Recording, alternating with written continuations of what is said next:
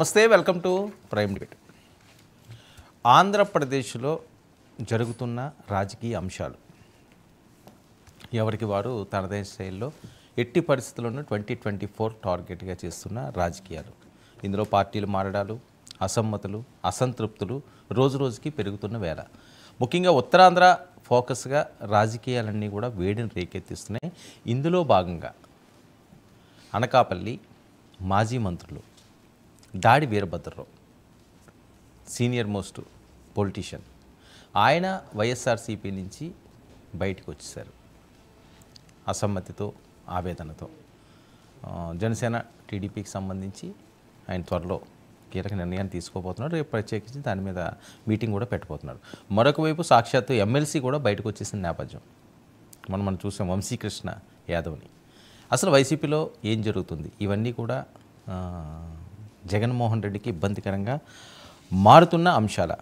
మరొక వైపు షర్మిల రూపంలో రిటర్న్ గిఫ్ట్ జగన్మోహన్ రెడ్డికి వస్తుందని ప్రచారం జరుగుతున్న వేళ హోరెత్తిస్తున్న పరిస్థితి.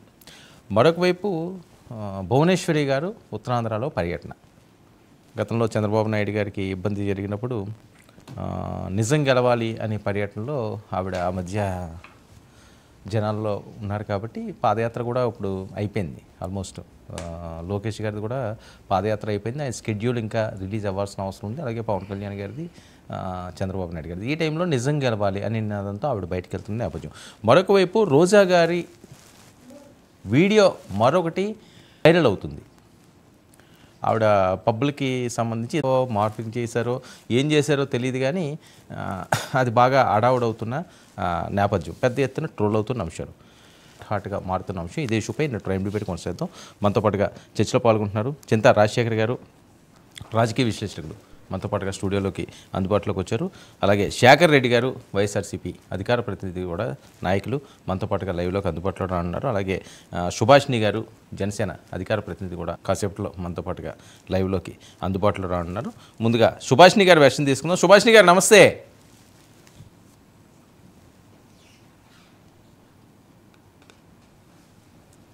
సుభాష్ని గారు వినిపిస్తుందా? వర్మ గారు వినిపిస్తుంది, చెప్పండి. రైట్. సుభాష్ని గారు, ఏపీలో జరుగుతున్న రాజకీయ పరిణామాలు. పవన్ కళ్యాణ్ గారు తూర్పుగోదావరి జిల్లాలో 3 రోజులు మకాం వేసి పూర్తి స్థాయిలో అక్కడ ఉన్న క్యాడర్ని అందరికీ కూడా ఉత్సాహం నింపడమే కాకుండా ఎలా గెలాలి అన్నదానిపై ఆయన ఫోకస్ పెట్టారు.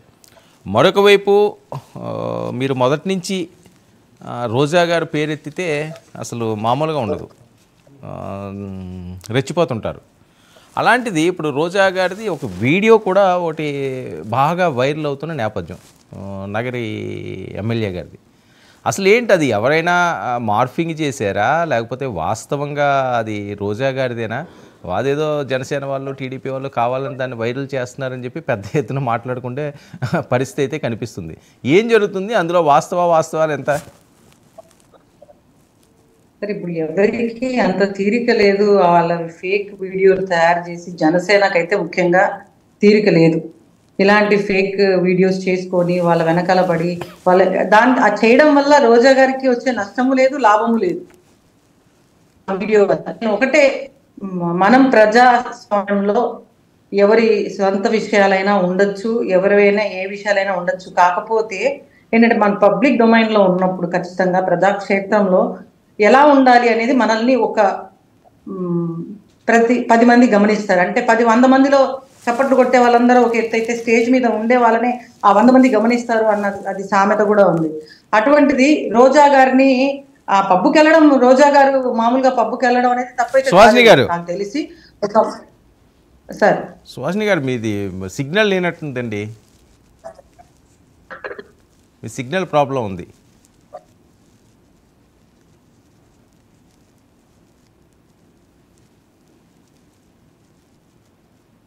వీడియో ఇవ్వండి రోజు ఆవిడది.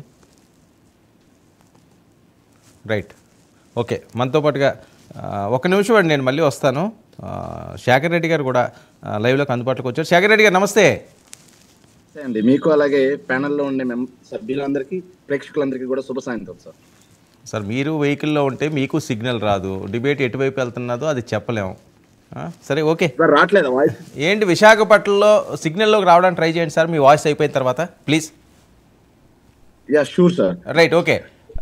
విశాఖపట్నంలో మళ్ళీ కీలక నాయకులు అనకాపల్లి నుంచి దాడి వీరభద్రరావు గారు వైఎస్ఆర్సీపీని వదిలి వెళ్ళిపోవడం, మొన్న వంశీకృష్ణ యాదవ్ గారు, ఇప్పుడు ఈయన. ఏం జరుగుతుంది? ఎంత అసమ్మతి ఎందుకు వస్తుంది? సార్, దాడి వీరభద్రరావు గారు ఎక్కడి నుంచి వచ్చిన క్యాండిడేట్? దాడి వీరభద్రరావు గారు మొదట టీడీపీ నుంచి మా పార్టీకి వచ్చారు, మళ్ళీ మా పార్టీ నుంచి టీడీపీకి వెళ్ళారు, మళ్ళీ టీడీపీ నుంచి మా పార్టీకి వచ్చారు. ఇప్పుడు కూడా సీట్ లేదు అంటునేసరికి మళ్ళీ ఆ పార్టీలోకి వెళ్తున్నారు. 2 ఏళ్ళు ఒక్కొక్క పార్టీలో ఉండే అలాంటి వాళ్ళని కూడా మన అలాంటి వాళ్ళ గురించి కూడా చర్చించాల్సిన పరిస్థితి రావడం బాధాకరం. ఇంకోటి ఏంటంటే, మా పార్టీ 175 సీట్లు గెలవాలి అన్న ఒక నినాదంతో మేము పోతున్నాం. దానికి అనుగుణంగా కసరత్తులు జరుగుతున్నాయి. దీంట్లో భాగంగా కొంతమందికి సీట్లు లేవు అని చెప్పి మేము చెప్పిన వాళ్ళని తీసుకొని పోయి టీడీపీలోనో జనసేనలోనో జాయిన్ చేసుకుని వాళ్ళకి టికెట్ ఇచ్చేంత దుస్థితికి దిగజారింది ఎవరు? వాళ్ళు దిగజారా, మేం దిగజారామా? మా పార్టీలో టికెట్ లేదు, మీరు మా పార్టీలో పనికిరారు, మీరు ఎలా ఉండాలంటే టికెట్స్ ఇవ్వడం కుదరదు, మీరు నమ్ముకొని ఉంటే ఏదో రకంగా న్యాయం చేస్తామని చెప్పి మా అధినాయకుడు చెప్పినా సరే, టికెట్ కోసం వేరే పార్టీలోకి వెళ్ళిన వాళ్ళని పట్టుకుని వాళ్ళకి టికెట్లు ఇచ్చుకునేంత స్థాయి దిగజారిన స్థాయిలో వాళ్ళుండి మా పార్టీలో అసమ్మతి వచ్చింది, కూలిపోతుంది, ఇలాగే మాట్లాడుతున్నారు ప్రతిసారి. ఎలా అంటే సుప్రీంకోర్టు ఏదో అల్టిమేటం జాయిన్ చేసింది అని చెప్పేసి అమరావతి ఉద్యమ సమయంలో మాట్లాడారు. తర్వాత బాంబు పేలింది, మొత్తం పార్లమెంట్ కదులుతుంది, ఆంధ్రప్రదేశ్ లో ప్రభుత్వం కూలిపోతుంది, రాష్ట్రపతి పరిపాలన వచ్చేస్తుంది. ఈ ఎల్లో మీడియా కథనాలు ఎలా ఉన్నాయండి? కాకపోతే వాస్తవం ఏదంటే మళ్ళీ వెళ్ళిపోయారు. అంతేగాని మా నాయకుడు, ప్రజలు, కార్యకర్తలు ఒకే స్టాండ్ మీద ఉండడం జరిగిందండి. Right, okay. మీకే ఇబ్బంది లేదు ఎవరు వెళ్ళిపోయినా? 195 మంది జగన్మోహన్ రెడ్డి గారిని నమ్ముకుని ఉన్న వాళ్ళకి న్యాయం జరుగుతుంది. దానికి ఉదాహరణ ఓడిపోయినా సరే, ఎన్నికల్లో ఓడిపోయినా సరే, మోపిదేవి వెంకటరమణ గారికి ఎమ్మెల్సీ ఇవ్వడం జరిగింది, మినిస్టర్ ఇవ్వడం జరిగింది, తర్వాత రాజ్యసభకు పంపించడం జరిగింది. పిల్లి సుభాష్ చంద్రబోస్ గారు మమ్మల్ని నమ్ముకున్నారు, ఎమ్మెల్సీ ఇవ్వడం జరిగింది, మినిస్టర్ ఇవ్వడం జరిగింది, తర్వాత ఆయన్ని రాజ్యసభకు కూడా పంపించడం జరిగింది. ఏంటి జగనన్న వదిలిన బాణం మళ్ళీ యూటర్న్ తీసుకుంటే ఆయన మీదకే వస్తుందట ఆంధ్రప్రదేశ్, నిజమా?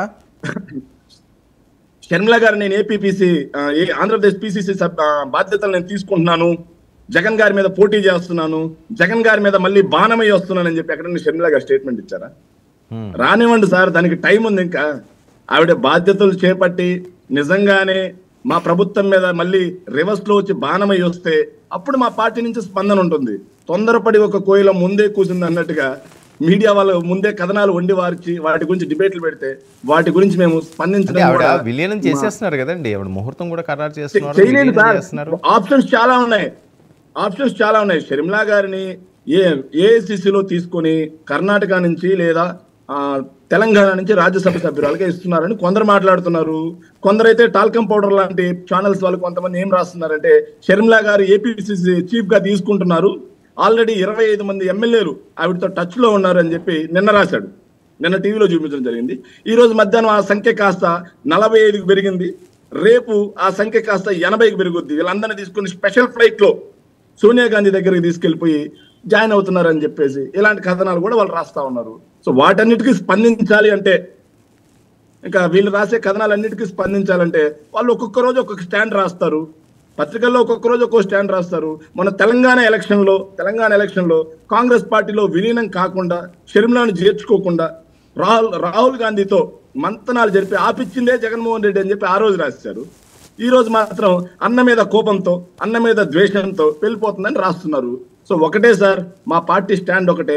జగన్మోహన్ రెడ్డి గారు ప్రజల్ని నమ్ముకున్నారు, దేవుని నమ్ముకున్నారు, కార్యకర్తలు నమ్ముకున్నారు. ఆయన సింగిల్ గా వెళ్తున్నారు. ఆయన్ని ఎలాగైనా ఓడించాలి అన్న ఉద్దేశంతో దుష్ట చతుష్టయం అందరూ కలగలిపి ఎలాంటి నైతికత లేకుండా ఎవరితో అయినా కలవడానికి సిద్ధమే. చంద్రబాబు నాయుడు గారి నైజం ఎలా ఉందంటే, ఒక పగలేమో కాంగ్రెస్ తో, రాత్రేమో బీజేపీతో ఏకకాలంలో పొత్తు నెరపగలిగినటువంటి రాజకీయ విటుడు చంద్రబాబు నాయుడు. వాటిల్లో భాగంగా ఇలా కనిపించిన ప్రతిదాన్ని జగన్మోహన్ రెడ్డి గారికి ఆపాదించాలి, జగన్మోహన్ రెడ్డి గారి ఇమేజ్ ని బదనాం చేయాలని చెప్పేసి చేసే ప్రయత్నమే ఇది. Okay, right. మనతో పాటుగా చింత రాజశేఖర్ గారు కూడా జాయిన్ అయ్యారు. రాజశేఖర్ గారు నమస్తే.